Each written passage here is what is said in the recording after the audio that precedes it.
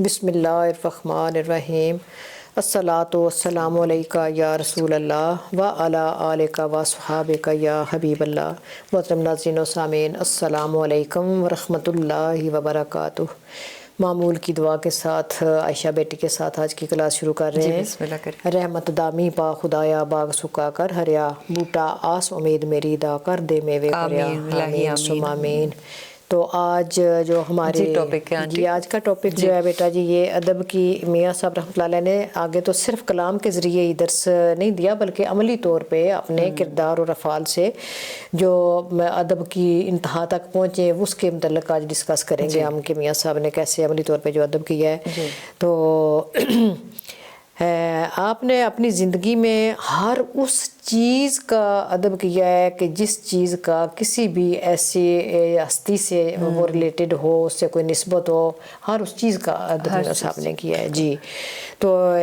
استاد محترم جو تھے ان سے ریلیٹڈ بھی جو چیزیں تھیں ان کا بھی ادب سمجھایا، لیکن وہ انشاءاللہ بعد میں پھر مختصر کریں گے۔ آج صرف چند چیزوں پہ انحصار کریں گے انشاءاللہ۔ تو سب سے پہلے استاد محترم کے گاؤں سموار شریف حصول علم کے لیے تقریباً 3 کلومیٹر پیدل چل کے جاتے تھے، پیدل جاتے تھے جی ہاں، اور ننگے پاؤں جاتے تھے، کبھی جوتا پہننے کی جسارت نہیں کی ہے۔ تو بعض اوقات وہ رستے میں نا ایک نالا سا آتا ہے ان کے گاؤں سے پہلے چھوٹا سا، تو اس میں گرم ریت اور پتھر ہوتے ہیں، جون جولائی میں اتنے وہ سخت تپ جاتے تھے کہ بعض اوقات ان کے پاؤں پہ چھالے پڑ جاتے تھے۔ تو استاد محترم جو صاحب نظر تھے تو وہ دیکھا تو فرمایا کہ صاحبزادو آپ نا جوتا پہن کے آیا کرو، یہ گلیاں گندی ہوتی ہیں تو اب باوضو ہوتے ہیں۔ تو بڑے میاں صاحب بھی، میاں محمد بخش صاحب اور میاں صاحب دونوں کٹھے جاتے تھے، میاں محمد بخش صاحب۔ تو پھر اب حکم کی تعمیل بھی کرنی تھی اور بے ادبی بھی نہیں کرنی تھی، اب دو چیزیں یہاں بھی مقابلہ آ گیا تھا۔ تو پھر ایسے کیا کہ رستے میں ایک وہ چھچھرے کے پتھر ہوتے تھے نا، بڑا بڑا درخت، اس کے بڑے پتے ہوتے تھے، تو ان کے پتے لے کے پاؤں کے نیچے 2 رکھنے اور اوپر سے رسی سے باندھ دینا۔ جوتا پھر بھی نہیں پہن، نہیں جوتا پہن کے نہیں گئے نا، ان کے مطلب کہ حکم کی تعمیل بھی کر لی اور بے ادبی سے بھی بچے رہے۔ بالکل اچھا۔ تو آپ فرماتے ہیں ان کو، اپنی کسی ایک شعر ہے ان کا نا، تو آپ فرماتے ہیں کہ مینو حرم پاک جیاں سموال دیاں گلیاں۔ کیا بات ہے، یعنی اپنے استاد کی گلی جو ہے وہ اتنی تعظیم ہے جتنی حرم پاک کی گلیوں کی تعظیم ہے، مجھے اتنی تعظیم ہے یہ، یہاں سے میں یہ والا علم کا خزانہ حاصل کر رہا ہوں، فیض کا خزانہ حاصل کر رہا ہوں۔ تو ان کی تعظیم و تکریم جو ہے وہ مجھے حرم پاک کی گلیوں جیسی ہے۔ تو یہاں جوتا پہننے کی جسارت کیسے کروں؟ تو ایک دفعہ کسی گاؤں میں تشریف لے گئے، واپسی پہ جب وہ گاؤں نظروں سے اوجھل ہوا تو تب اس کی طرف پشت کی۔ تو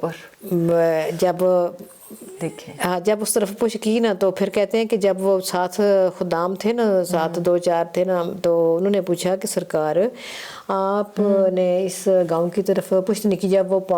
گاؤں جو تھا نا اوجھل ہو گیا نا نظروں سے 2-3 فرلانگ چل کے، تو پھر سیدھے ہو کے چلے تو پشت نہیں ادھر کی۔ تو انہوں نے پوچھا کہ سرکار کیا تھا اس گاؤں میں نہ کوئی پیر فقیر ہے اور نہ ہی کوئی خانقاہ درگاہ ہے، تو کس چیز کا ادب کیا آپ نے؟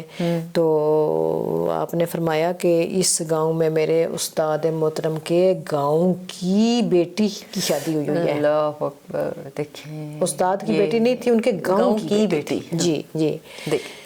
تو اسی وجہ سے مجھ پہ اب اس وجہ سے مجھے اب اس پورے گاؤں کا ادب میرے پر واجب ہو گیا۔ ہاں تو اب دیکھیں ایک دفعہ ہم نے واقعہ سنا، بشر رافی رحمۃ اللہ تھے، بادشاہ وقت تھے جی۔ تو زمین سے کاغذ کا ایک ٹکڑا ملا جس پہ بسم اللہ شریف لکھی ہوئی تھی، تو اٹھایا، صاف کر کے ادب سے اونچی جگہ رکھا۔ تو کیا مقام اور مرتبہ نصیب ہوا، کیا اللہ تعالیٰ نے بغداد کی گلیوں میں چلنے والی ہواؤں کو بھی حکم دیا کہ اے ہواؤ ذرا تیز تیز چلا کرو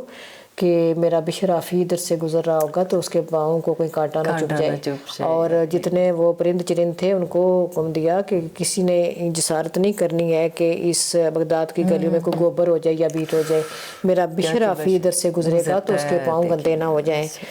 تو ان کو ایک کاغذ کا سفید ٹکڑا اٹھانے سے اللہ نے یہ مقام بتا کہ نہیں سفید نہیں ساری اس کے اوپر بسم اللہ شریف لکھی ہوئی تھی، وہ کاغذ کا ٹکڑا انہوں نے اٹھایا تھا جس پہ بسم اللہ شریف لکھی ہوئی تھی، تو اس کو تو قبلہ میاں صاحب رحمۃ اللہ علیہ کے ادب کو میں کیا سمجھوں کہ یہ کہاں تک ادب تھا اور ان کو کیا مقام حاصل ہوا ہے کہ جہاں کہیں سے گزرتے تھے کاغذ کا ٹکڑا چاہے وہ سفید ہے چاہے پیلا ہے چاہے نیلا ہے اٹھا لیتے، کچھ بھی نہیں لکھا ہوتا تھا، تو فرماتے تھے کہ اس پہ اس وقت کچھ بھی نہیں لکھا ہوا لیکن اس کی نسبت لکھائی سے ہے، لکھائی سے ہے، کچھ بھی لکھا جا سکتا ہے، لکھا جاتا ہے اس کے اوپر، اس لیے اس کا ادب بھی میرے پر واجب ہے، لازم ہے۔ تو پھر ان کا مقام و مرتبہ پھر میں کہتی ہوں کہ کیسا ہوگا یہ تو پھر وہی جانتے ہیں، ہوگا وہ بانصیب ہوگا، بے شک بے شک۔ تو ایک دفعہ مجلس میں تشریف فرما تھے، تو جب محفل برخاست ہوئی تو کمرے سے باہر نکلنے لگے تو ایک با ادب عقیدت مند نوجوان آپ کے جوتے اٹھا کر احتراماً آپ کے سامنے رکھے، کہ آپ پہلے احتراماً رکھتے تھے نا، اگلے لوگ بڑوں کا ادب کرتے تھے نا، تو جب آپ نے غور فرمایا اور پوچھا کہ یہ نوجوان کون ہے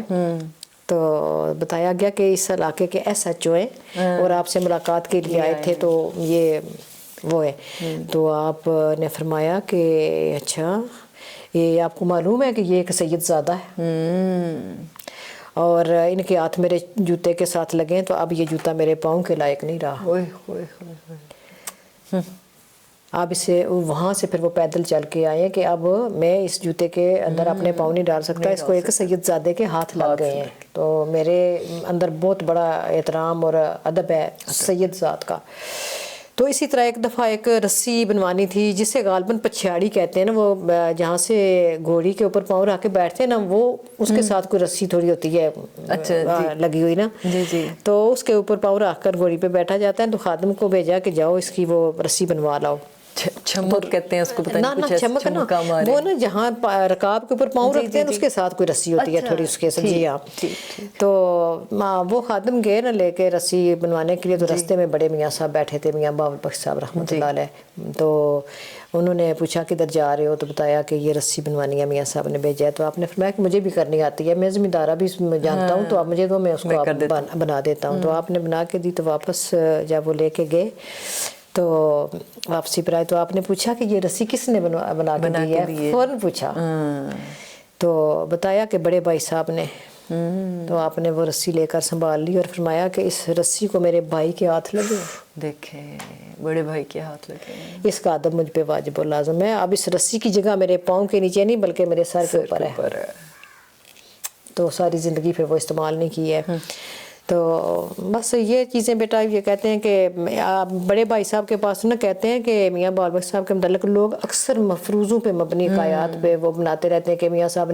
کے بابر بخش صاحب کے پیچھے نماز نہیں جماعت نہیں کی کہ جی ان کا دھیان گھوڑیوں کی طرف رہتا ہے، اور عجیب و غریب کم علمی کی وجہ سے لوگ ایسے کیا نام ہے کہانیاں گھڑتے رہتے ہیں نا، تو عقائدیں جوڑتے رہتے ہیں، تو ان سے گریز کرنا چاہیے، کیونکہ میاں صاحب کا جو تھا نا سلسلہ انہوں نے سادہ اسم بھی نہیں بلایا میاں بابر بخش صاحب کا، اپنے بڑے بھائی کا، ہاں وہ فرماتے ہیں لکھ دیں کہ نام مہم اندر دسیا عام نہ سمجھن تدبی، سادہ اسم بلاون پڑھ دے مینو ہوئے بے ادبی، انہوں نے نام سے نہیں پکارا تو ان کے پیچھے نماز نہیں پڑھتے تھے، ایسی چیزیں اللہ تعالیٰ احتیاط کرنے کی توفیق عطا فرمائے۔ تو بس المختصر بیٹا یہی ہے کہ ادب بنیاد ہے تربیت کی، ادب بنیاد ہے معاشرے کی تخلیق کی، ادب بنیاد ہے اعلیٰ اخلاقیات کی، ادب بنیاد ہے رشتوں کو جوڑنے کی، بالکل۔ سیف الملوک محض عشق حقیقی اور عشق مجازی کا درس ہی نہیں ہے جیسے آپ نے پہلے کہا تھا، بلکہ یہ کلام پورا فلسفہ حیات، ضابطہ حیات اور نظام حیات ہے، اور یہ انسان کی کردار سازی کا زبردست ذریعہ ہے، تو روزمرہ زندگی میں پیش آنے والے تمام امور پہ روشنی ڈالی گئی ہے، اگر اللہ نے موقع دیا زندگی ہوئی تو انشاءاللہ اس پہ ڈسکس کریں گے۔ تو پھر یہ اخلاقی اقدار کو بڑے آسان طریقے سے پیش کیا گیا ہے اس کلام سیف الملوک میں نا، اخلاقی لحاظ سے بہت زیادہ میاں صاحب کے وہ جو تھا نا والہانہ ادب اور محبت اور حکمت اور دانائی اس میں کھل کھل کے سامنے آتی ہے،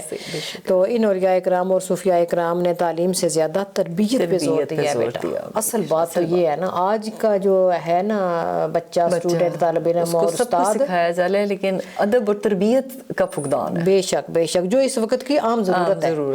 تو قائد کا مشن اقبال کا خواب کیا تھا؟ پاکستان بالکل صاف ستھرا پاکستان. تو ان کا مقصد کیا تھا؟ تعلیم کا علم، تربیت کا علم، تقوی اور تزکیہ کا علم. یہی درس ہے، یہی تعلیم ہے صوفیاء اور اولیاء کی. اللہ کریم ہمیں تعلیمات نبوی احکام الہی کو پڑھنے، سننے اور سمجھنے کی توفیق عطا فرمائے. یا رب العالمین. وعلیکم السلام.